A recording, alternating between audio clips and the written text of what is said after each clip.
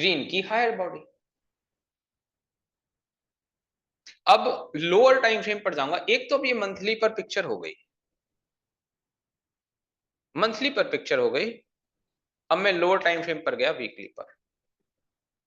क्या वीकली पर आपको कोई प्रॉपर एरिया नजर आ रहा है? वो प्रॉपर एरिया यदि मैं मार्क करूं तो कुछ इस तरह से ये ड्रॉप बेस ड्रॉप का जोन होगा। ये प्रॉपर एरिया यदि मैं मार्क करता हूं तो इस तरह से ड्रॉप बेस ड्रॉप का जोन होगा। अब आप डिफरेंस देखो दोनों में। अब आप डिफरेंस देखो दोनों में कि मंथली पर जो मेरी प्रॉक्सिमल लाइन थी, अब मेरी प्रॉक्सिमल लाइन वीकली पर जाकर चेंज हो गई है। सो नो, मंथली पर ये वाली लाइन थी और नीचे जाकर वीकली पर जब मैंने प्रॉपर जोन को मार्क करना चाहा तो अलग ही कहानी हो गई। डिजिटल लाइन तो सेम है, डिजिटल लाइन तो सेम है, प्रॉक्सिमल लाइन चीज हो गई। अब सबसे पहला सवाल तो मन में ये होगा कि मैं इस जोन को मंथली का जोन मानूंगा या वीकली का जोन मानूंगा। दूसरा सवाल ये होगा कि मार्किंग कौन सी करेक्ट है, मार्किंग कौन सी करेक्ट है, मंथली की मार्किंग करेक्ट है या वीकली की मार्किंग करेक्ट है। ये दो सवाल होंगे। देखिए, डिजिटल लाइन सेम है ना।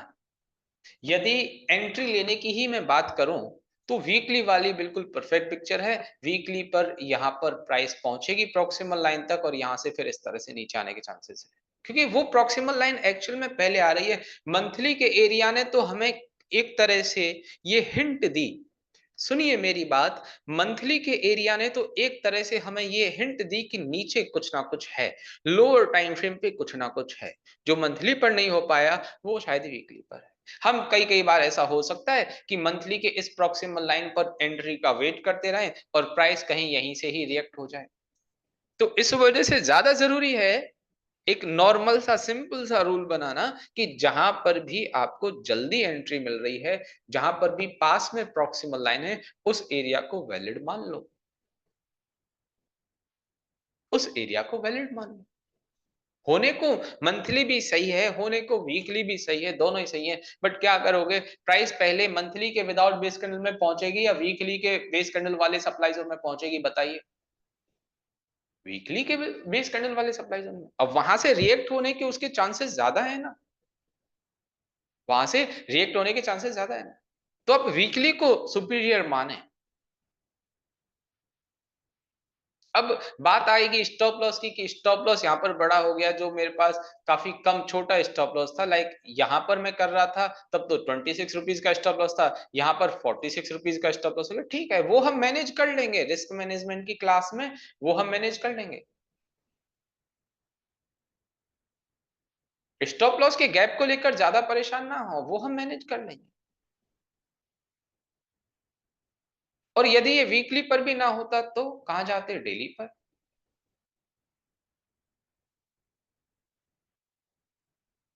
डेली पर जा सकते थे। ठीक है। अब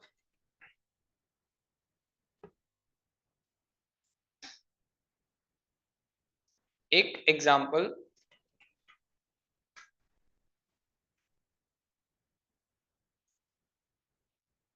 इसको आप समझें, इससे ये वाला जो अभी वाला जो डाउट था ना वो और भी अच्छी तरह से क्लियर हो जाएगा। ये एशियन पेंट का वीक,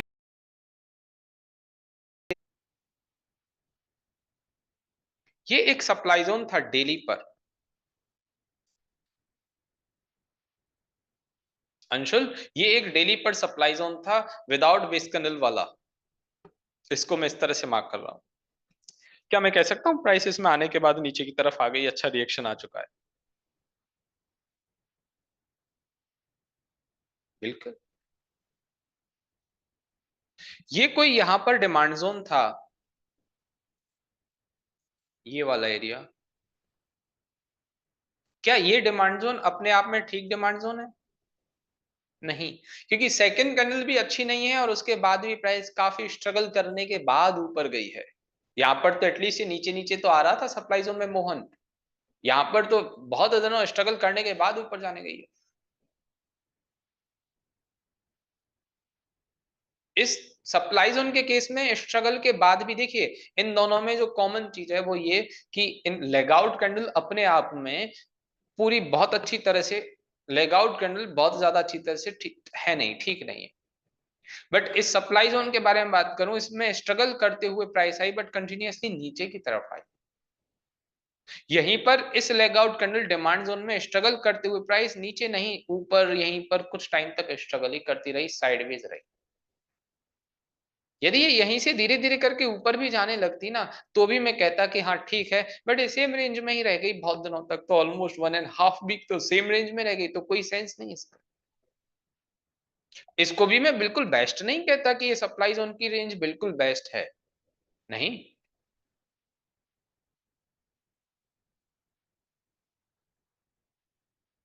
बट क्योंकि लगातार प्राइस धीरे धीरे करके नीचे आती रही। अब एक छोटी सी बात, छोटा सा लॉजिक आप समझें, क्या आपको ये कैंडल में, ये कैंडल में, ये कैंडल में, ये कैंडल में, ये कैंडल में, ये कैंडल में ऐसा लग रहा है कि ये हर एक कैंडल प्राइस को नीचे की तरफ लेते हुए आ रही है?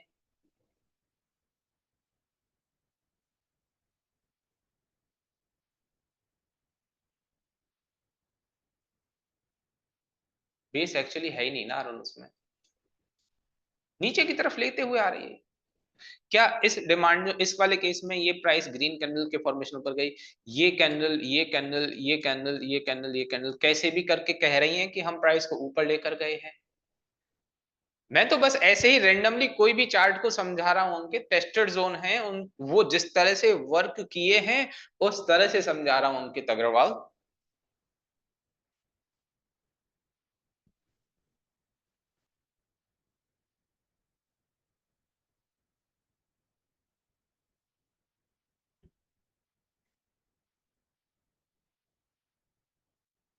ठीक है,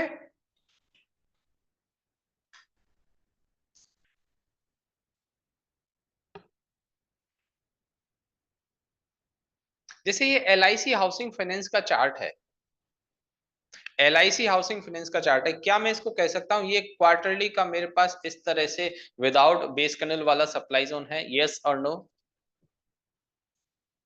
क्वार्टरली का विदाउट बेस कैंडल वाला सप्लाई जोन है।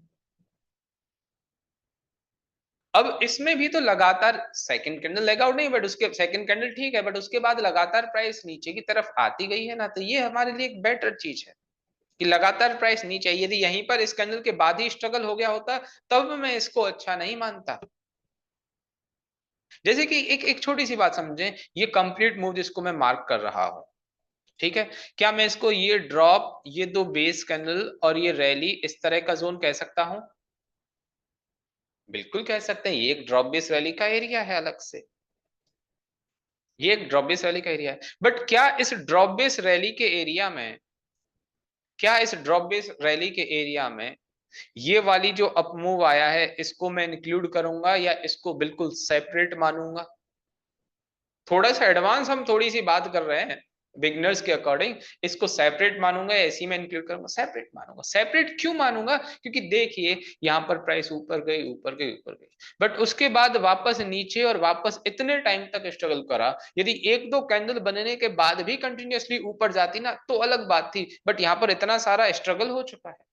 जैसे हमने फर्स्ट क्लास सेकंड क्लास में SBI के इस मंथली के डिमांड जोन को, इस मंथली के डिमांड जोन को देखा, इसमें ये ड्रॉप बेस रैली का डिमांड जोन, तीन लेग आउट कैंडल, उसके बाद ये सेम रेंज में रहने के बाद दो लेग आउट कैंडल बन गए। यदि ये यहीं से नीचे की तरफ आकर और ज्यादा टाइम लगा देती तब मैं नहीं कहता कि हाँ यार ये कंप्लीट अपमूव का एक कोई ओरिजिन पॉइंट ये है, तब मैं इस वाले अपमूव को इससे बिल्कुल अलग करता। बट हाँ, एक दो तीन कैंडल बनने के बाद फिर से प्राइस अच्छी तरह से ऊपर गई है। वहीं पर LIC में, LIC में तो क्वार्टरली पर बिल्कुल ही अलग है ना, काफी कैंडल्स क्वार्टरली की कम से कम ऑलमोस्ट 1.5 ईयर प्राइस इस तरह से, 2 ईयर्स तक प्राइस इस तरह से रही।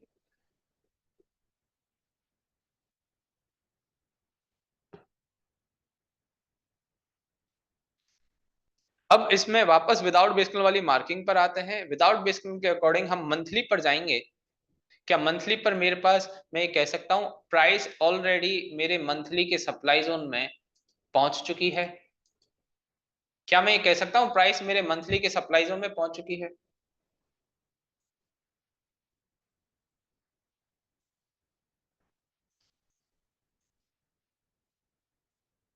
मंथली की सप्लाई। अब ऐसा मत करना कि कल मंथली के सप्लाई जोन में पहुंच गई और फोर्थ क्लास में सर ने बताया था कि जैसे ही सप्लाई जोन में पहुंचती है प्राइस हम सेल करते हैं, प्राइस नीचे आती है तो कल कोई पुट बाय कर ले, कल कोई फ्यूचर शॉर्ट कर दे, कल कोई स्टॉक सेल कर रहा है, कल का मतलब ट्यूसडे, मंडे तो मार्केट का ऑफ है। ऐसा मत कर लेना, क्योंकि मेरा खुद का पर्सनल एक्सपीरियंस ये कहता है कि ये कोई सप्लाई जोन बहुत ज्यादा अच्छी तरह से काम नहीं करेगा, ब्रेक हो जाएगा। थोड़ा बहुत हो सकता है प्राइस को नीचे की तरफ लाए, थोड़ा बहुत, ऐसा नहीं कि ट्रेड करने लायक है, ये ब्रेक हो जाएगा। अब कई लोग पूछेंगे सर आपने ऐसे कह दिया गया डिमांड सप्लाई, कभी तो फर्स्ट से लेकर फोर्थ क्लास तक उसके बारे में कह रहे थे कि बहुत स्ट्रांगली काम करते हैं, आज फिफ्थ क्लास में कह रहे हो कि ये सप्लाई जोन ब्रेक कर जाएगा, तो आप तो डबल साइडेड बात कर रहे हो, भरोसा ही नहीं हो रहा है। ऐसी कोई बात है मन में? निकाल देना उस बात को।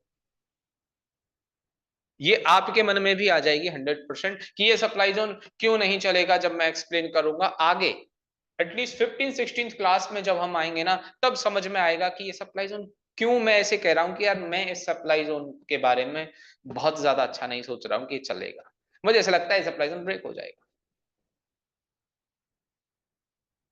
क्योंकि इस तरह की पिक्चर हमने बहुत सारी देखी हुई है, इस तरह की पिक्चर हमने बहुत सारी देखी हुई है, इनको ब्रेक होते हुए भी देखा है, किसी को रिस्पेक्ट होते हुए भी देखा है।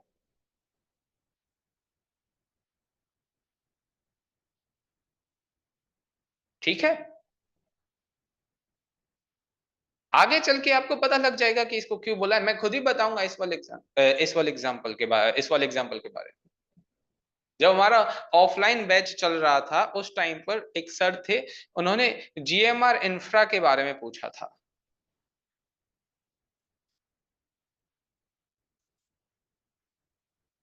जीएमआर इंफ्रा का तो कोई सप्लाई जोन था, आई थिंक ये विदाउट बेस कैंडल वाला सप्लाई जोन था। इस विदाउट बेस कैंडल वाले जोन में प्राइस पहुंची थी,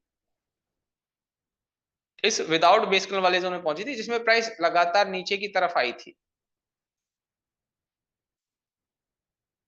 ठीक है, और उन्होंने लाइव क्लास में पूछा, उनसे बोला कि सर ये सप्लाई जोन तो आसानी से ब्रेक हो जाएगा, कोई बहुत ज्यादा बड़ी बात नहीं, और वो बहुत आसानी से ब्रेक भी हो गया, वो बहुत आसानी से ब्रेक भी हो गया।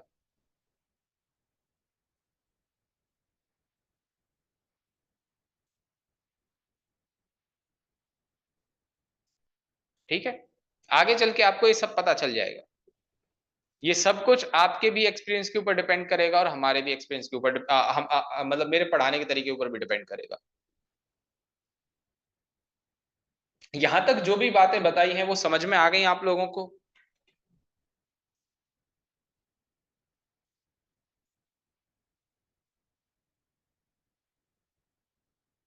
यही नहीं समझ में आता कि कौन सा चलेगा कौन सा नहीं चलेगा, यही तो, इसी बात के तो पैसे हैं कि कौन सा चलेगा और कौन सा नहीं चलेगा।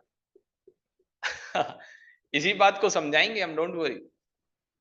जैसे अभी सनटेक काफी अच्छी तरह से ऊपर जा रहा था, आप सनटेक देखें, ये विदाउट बेस कैंडल वाला वीकली का मेरे पास सप्लाई जोन था।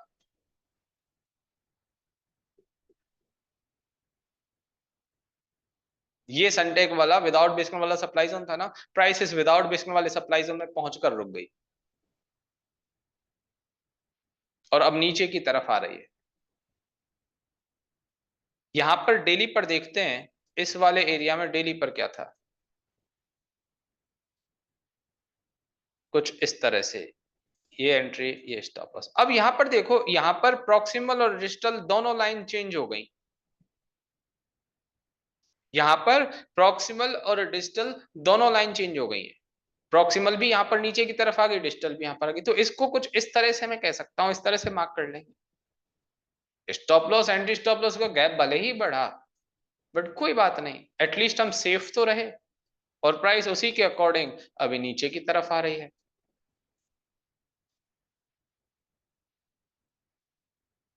ठीक है,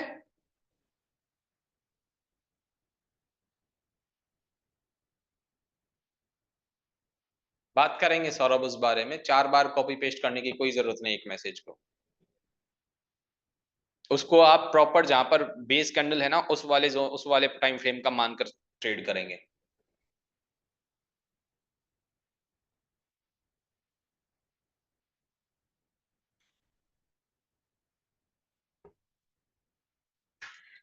मॉर्पिल लैब में इन दोनों एरियाज को, यदि मैं इन दोनों एरियाज की बात करूं, इन दोनों को जो हमने कल होमवर्क में सीखा था, ड्रॉप बेस रैली और रैली बेस रैली, मुझे विक टू विक मार्क करना चाहिए या बॉडी टू विक मार्क करना चाहिए?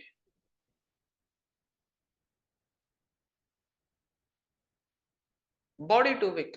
अब जो जिन लोगों को बॉडी टू विक और विक टू विक में ये डिफरेंस समझ नहीं आ रहा था, जिन लोगों को ये नहीं पता चल रहा था हम जोन को टेस्टेड कब मानेंगे, फ्रेश कब मानेंगे, वो सुने कि ये जोन, इन जोन की बेस एरिया जो है वो थोड़ी बड़ी है, इस वजह से हम इनको बॉडी टू विक मार्क कर रहे हैं। अब इनको जब हम बॉडी टू विक मार्क कर रहे हैं, क्योंकि zone body to wick mark करने लायक है, दैट्स वाई इनका फ्रेश होना, टेस्टेड होना, सब कुछ बॉडी टू विक होगा। भले ही प्राइस विक से रिएक्ट कर जाए, हमें कोई फर्क नहीं पड़ेगा। ठीक है, अभी तक ये समझे, अभी तक ये समझे। और यदि यहीं पर ये जोन की रेंज काफी स्मॉल होती, नैरो रेंज होती, इस बेस कैंडल की रेंज नैरो होती, लाइक मैं इसके लिए कह सकता हूं इसको मैं विक टू विक मार्क कर लूंगा, कोई प्रॉब्लम नहीं। हाँ थोड़ी सी ज्यादा बड़ी, बट कोई बात नहीं, आपको समझाने के लिए भी मैं कह सकता हूं इसको मैं विक टू विक मार्क कर लूंगा, तो इसके फ्रेश और टेस्टेड होना विक टू विक होगा, इसका फ्रेश और टेस्टेड होना विक टू विक होगा। बेस की रेंज जितनी नैरो होगी उतना ही उसको विक टू विक, मतलब उसी को हम विक टू विक मार्क करेंगे।